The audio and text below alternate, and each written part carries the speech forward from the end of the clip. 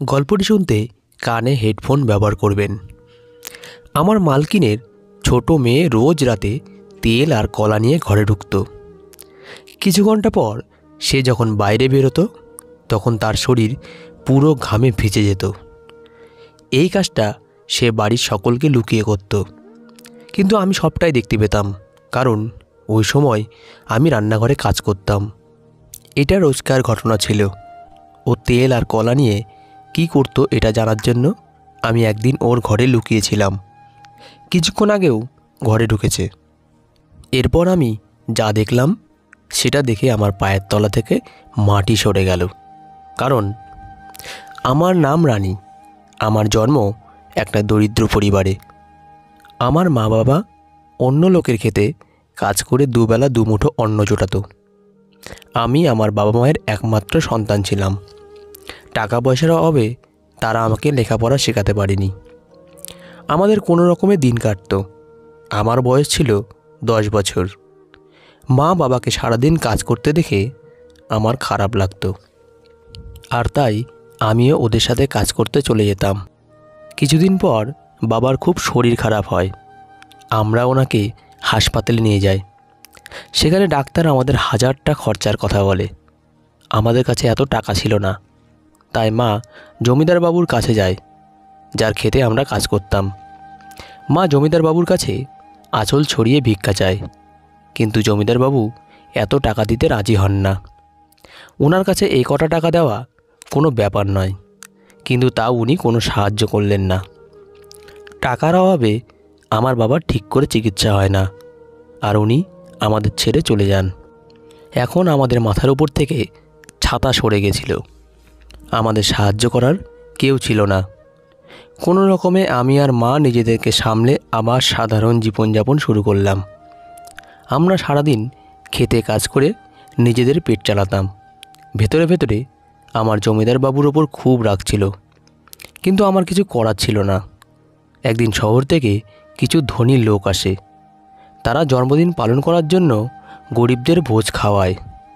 আমরা তো এটাও জানতাম না যে আমাদের জন্মদিন কবে, কিন্তু বড়লোকদের ভোজ খেয়ে আমরা তাদেরকে আশীর্বাদ করি।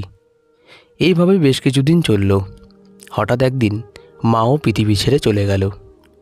মা আমার শেষ আশ্রয় ছিল। এখন আমার কেউ নেই। আমি খুব ভেঙে পড়েছিলাম। এই অবস্থায় আমার কাকা কাকিমা আমাকে তাদের বাড়িতে নিয়ে যায়, কিন্তু কাকা কাকিমা কখনোই নিজের মা বাবা হয়ে উঠতে পারে না।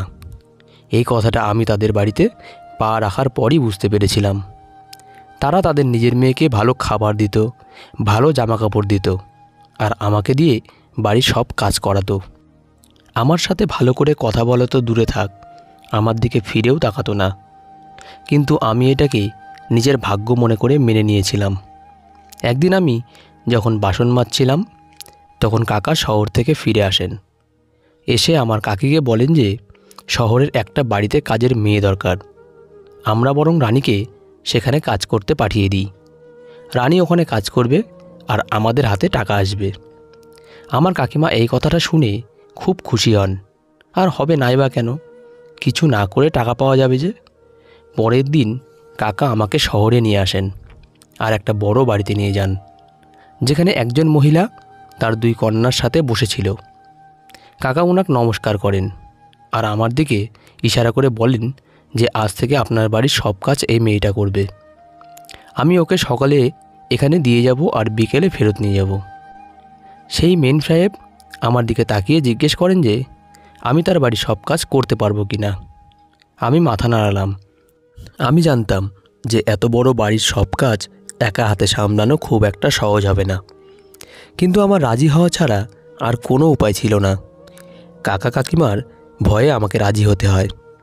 সেই মালকিন আমাকে সব কাজ বুঝিয়ে দিল আর আমি রান্নাঘরে কাজ করতে শুরু করলাম। আমি সারাদিন কাজ করতাম আর রাতে কাকা আমাকে বাড়ি নিয়ে যেত। বাড়ি গিয়ে শুকনো রুটি খেয়ে গরমের মধ্যে ঘুমিয়ে পড়তাম। পরের দিন সকালে কাকা আমাকে আবার মালকিনের বাড়িতে দিয়ে আসতো। কিছুদিন এইভাবে চলল। একদিন মালকিনের বাড়িতে অনেক অতিথি আসে, তাই কাজও অনেক বেড়ে যায়। সেই জন্য মালকিন আমাকে বাড়ি পাঠায় না। উনি আমার কাকাকে বলেন যে যতদিন আমার অতিথিরা এই বাড়িতে আছে ততদিন রানীকে এখানে থাকতে দিন, কারণ রাতে সবাই দেরি করে খায়, তাই কাজও অনেক বেড়ে যায়। কাকা আমাকে না নিয়ে বাড়ি ফিরে গেল। আমি অনেক রাত অবধি কাজ করতাম, আর মালকিন তার বাড়িতে থাকার জন্য আমাকে একটা ঘর দিয়েছিলেন। কাকা কাকিমার বাড়িতে থাকার থেকে আমার এখানে থাকতে বেশি ভালো লাগতো, কারণ এখানে আমি ভালো খাবার পেতাম, আর আমার শোবার ঘরে পাখা ছিল, তাই আমাকে আর গরমের মধ্যে ঘুমোতে হতো না। কিন্তু আমি যখনই মালকিনকে তার মেয়েদের সাথে দেখতাম, তখনই আমার নিজের মায়ের কথা মনে পড়ে যেত। এইভাবে কয়েকটা দিন কেটে গেল। মালকিনের অতিথিরা ফিরে গেল, কিন্তু মালকিন আমাকে বাড়ি পাঠালেন না। তিনি আমার কাকাকে পরিষ্কার করে বলে দিলেন যে রানী এখন থেকে এখানেই থাকবে। মালকিন আর তার ছোট মেয়ের সাথে আমার ভালো সম্পর্ক গড়ে উঠেছিল। উৎসবের দিন মালকিন আমাকে নতুন জামা কাপড় দিতেন। ওনার ছোট মেয়েটি খুব ভালো ছিল, আমার সাথে খোলা মনে মিশত। কিন্তু ওনার বড় মেয়েটি একটু রাগী ছিল। সে আমার সাথে বাড়ির কাজের লোকের মতন ব্যবহার করত, আর আমার সাথে ঠিক করে কথাও বলতো না। একবার মালকিন আর তার মেয়েদের একটা বিয়ের ফাংশনের জন্য দুদিন বাড়ির বাইরে থাকতে হয়। যাবার আগে মালকিন আমাকে তার বাড়ির দায়িত্ব দিয়ে যান। বলে যান যে তার বাড়ির খুব ভালো করে দেখাশোনা করতে। আমি অনেক দিন ধরে ওদের দেখাশোনা করছিলাম, তাই ওরা আমাকে বিশ্বাস করত। আমি বললাম যে এত বড় বাড়িতে আমার একা থাকতে ভয় লাগবে। তাই মালকিন আমার কাকাকে ডেকে পাঠান আর বলেন এই দুদিন আমার সাথে এই বাড়িতে থাকতে। কাকা সঙ্গে সঙ্গে রাজি হয়ে যায়, আর মালকিনরা বেরিয়ে পড়ে। আমি কাকার আর আমার খাবার বানালাম আর খেয়ে শুয়ে পড়লাম। রাত 12টার সময় কাকা ঘুম থেকে উঠে ঘরের দরজা খুলে বাইরে বেরিয়ে গেল। দরজা খোলার আওয়াজে আমার ঘুম ভেঙে যায়। ভাবলাম কাকা হয়তো জল খেতে রান্নাঘরে গেছে। কিন্তু বেশ কিছুক্ষণ পরে যখন উনি ফেরত এলেন না, তখন আমি কাকা কী করছে দেখার জন্য ঘরের বাইরে বেরিয়ে এলাম। আমি কাকাকে এধার ওধার খুঁজতে লাগলাম। হঠাৎ আমি মালকিনের ঘর থেকে একটা শব্দ শুনতে পাই। আমি মালকিনের ঘরে উকি মেরে দেখি ওখানে আমার কাকা মালকিনের আলমারিতে কিছু একটা খুঁজছে। আমি জিজ্ঞেস করলাম, কি খুঁজছো কাকা? কাকা একটু ঘাবড়ে গিয়ে বলে, কিছু না, এমনি আলমারিটা দেখছিলাম, কত সুন্দর আলমারি। আমি বুঝতে পারলাম কাকা চুরির মতলব করছে। সে তার গ্রামে ছোটোখাটো চুরি প্রায় করে থাকতো, আর এত বড় বাড়িতে নিজেকে একা পেয়ে সে কী করে লোভ সামলায়। কিন্তু আমি চাই না কাকা এরকম কিছু করুক, কারণ আমি মালকিনের বিশ্বাস ভাঙতে চাই না। তারপর থেকে আমি কাকার উপর সারাক্ষণ নজর রাখতাম। আমি কখনো তাকে একা ছাড়তাম না। রাতেও ভালো করে ঘুম হতো না। এইভাবেই দুদিন কেটে গেল, আর মালকিন আর মালকিনের মেয়েরা তার বাড়ি ফিরে এলো। ওরা ফিরে আসার পর কাকা বাড়ি ফিরে গেল। মালকিন আমার জন্য কিছু জামা কাপড় নিয়ে এসেছিল, যেগুলো পেয়ে আমি খুব খুশি হলাম। একদিন রাতে যখন আমি রান্নাঘরে কাজ করছিলাম, তখন আমি মালকিনের ছোট মেয়েকে তার ঘরে তেল আর কলা নিয়ে যেতে দেখি। সে চোরের মতন লুকিয়ে লুকিয়ে তার ঘরের দিকে গেল, যাতে কেউ তাকে দেখে না ফেলে। আমার একটু অদ্ভুত লাগলো, অঞ্জু দিদি তেল আর কলা নিয়ে কী করবে? মালকিনের স্বামী কিছু বছর আগে মারা গেছিলেন।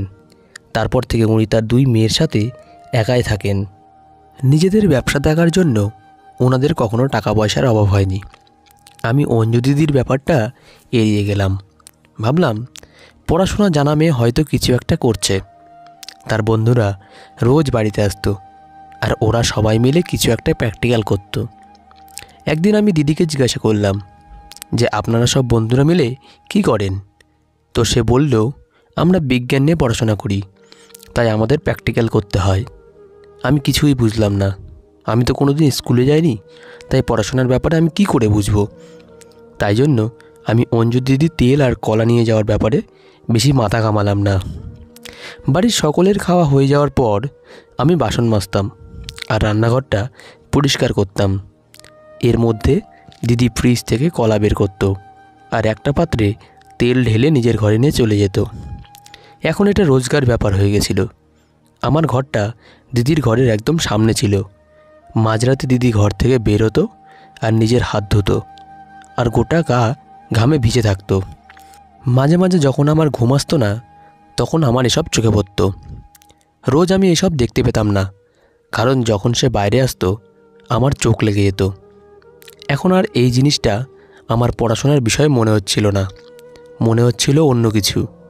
কারণ দিদি যদি প্র্যাকটিক্যালের জন্য কলা আর তেল নিয়ে যেত, তাহলে লুকিয়ে লুকিয়ে কেন নিয়ে যেত, আর রোজ কেন নিয়ে যেত? সারাদিন আমার মাথায় এটাই ঘুরতো যে দিদি তার ঘরে কী এমন করে।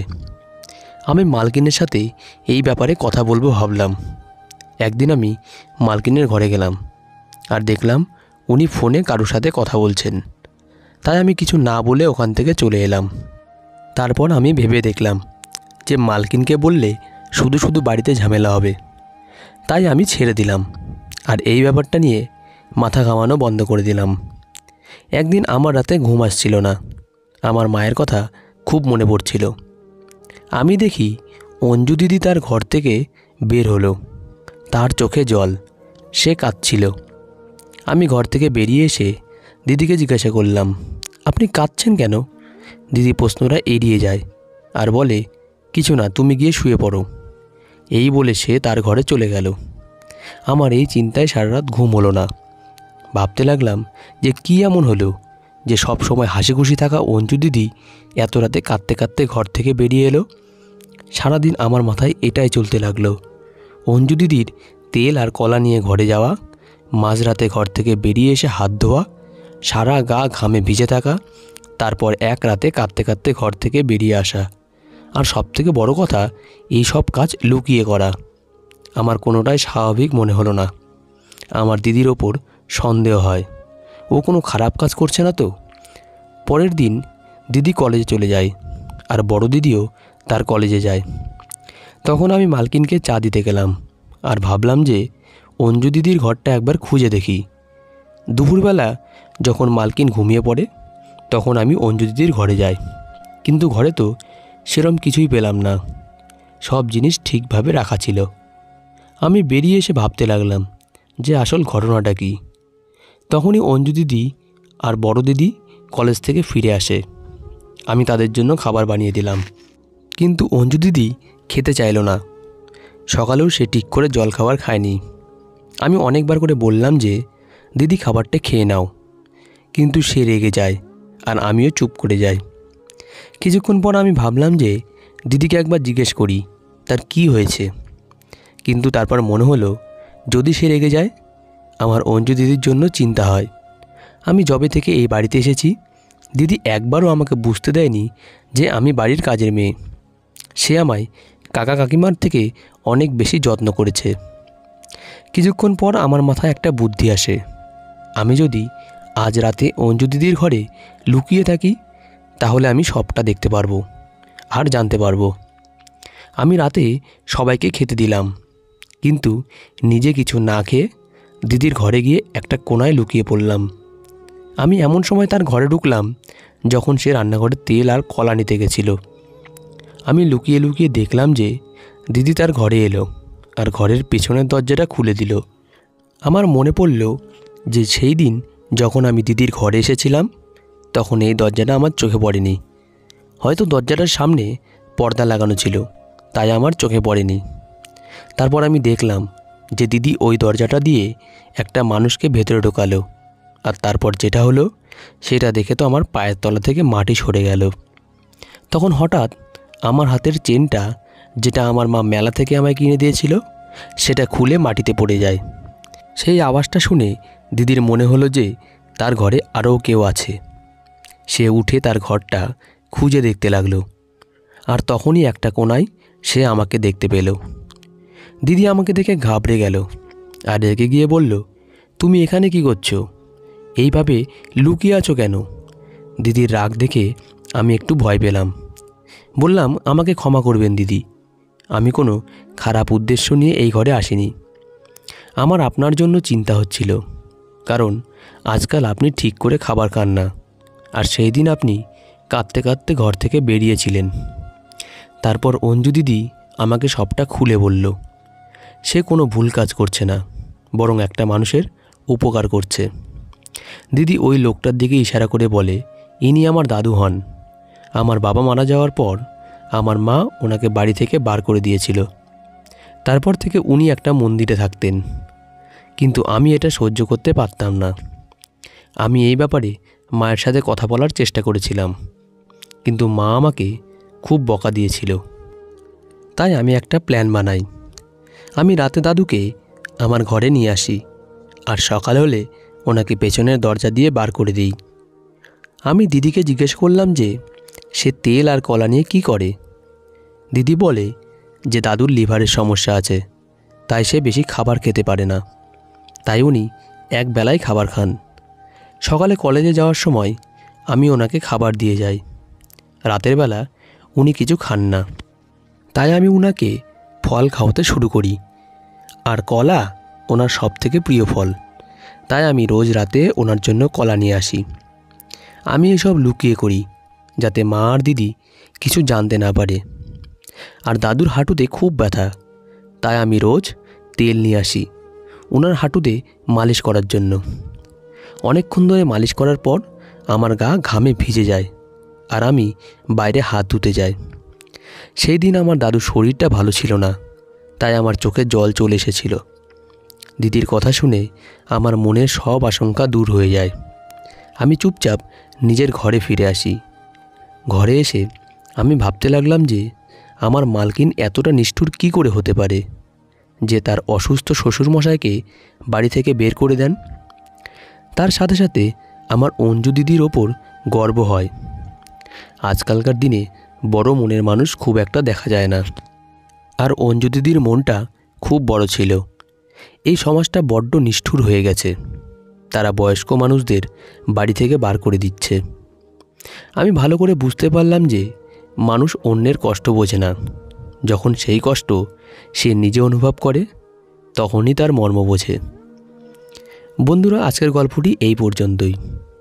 গল্পটি কেমন লাগলো অবশ্যই কমেন্ট করে জানাবে, আর আমাদের গল্পকথা চ্যানেলটিকে সাবস্ক্রাইব করে আমাদের পাশে থাকবে। ধন্যবাদ।